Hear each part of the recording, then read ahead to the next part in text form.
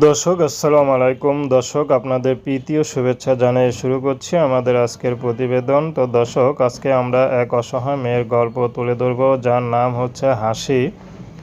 হাসির বিয়ে শাদী হয়নি, হাসির পরিবারে কেউ নেই, থাকে মা মামির কাছে। তো হাসির মোটামুটি তার বাবার সম্পত্তি ভালোই আছে, ঘর দুয়ার আছে, কিন্তু হাসির একটি ইচ্ছা যে হাসিকে হয়তো তার মা মামি বিয়ে দিতে চায় না, কারণ বিয়ে দিলে হয়তো স্বামীর কাছে সেটা চলে যাবে, তারা আর পাবে না, হাতছাড়া হয়ে যাবে।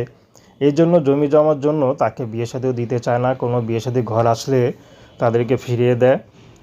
তো হাসি এখন বুঝে গেছে, তো হাসি গোপনে এখন নিজে ইউটিউবে এসেছেন, যদি ভালো একটা জীবনসঙ্গী পায় তাহলে তাকে নিয়ে চলে যাবে। যদি সে তার জায়গাটা দখল করে দিতে পারে বা তার জমিটা উদ্ধার করে দিতে পারে, হাসির একটি কথা যে আমাকে বিয়ে করবে, আমি তার নামে সব জমি জমা লিখে দিব।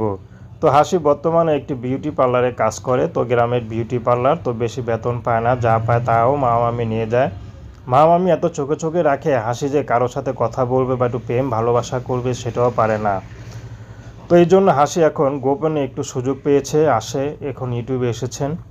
তো তিনি বললেন যে যদি ভালো একটা জীবনসঙ্গী পায় তাহলে বিয়ে শাদী গোপনেই করবেন এবং গোপনেই তার নামে সব কিছু লিখিয়ে দেবেন। সেই মানুষটি যেমনই হোক, হোক বিবাহিত বয়স্ক, শুধু তার আছে তার একটা ব্যাক সাপোর্ট, যদি সেটা তিনি পেয়ে যায় তাহলে তার জীবনে আর কিছু চাওয়া পাওয়ার নেই।